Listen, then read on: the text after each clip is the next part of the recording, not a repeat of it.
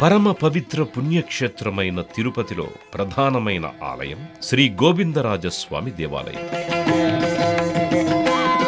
Tirupati railway స్టేషన్కి అత్యంత సమీపంలో గల ఈ ఆలయాన్ని శ్రీ రామానుజాచార్యుల వారు 11వ శతాబ్దంలో నిర్మించగా చోళ, విజయనగర, మెట్ల రాజులు అభివృద్ధి చేశారు. కొలువై ఉన్నాడు వీడే గోవిందరాజు, కొల కొల నేగి వచ్చే గోవిందరాజు.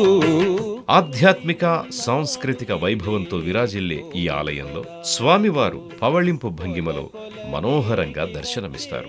విశాలమైన ప్రాంగణంలో 14 ఉపాలయాలతో, ఆళ్వార్ల సన్నిధులతో శ్రీ వైష్ణవ సంప్రదాయం వెల్లివిరిసే శ్రీ గోవిందరాజస్వామి ఆలయ దర్శనంతో జన్మాంతర పాపాలు సైతం నశించి శాశ్వతమైన మోక్షపదం సంప్రాప్తిస్తుంది.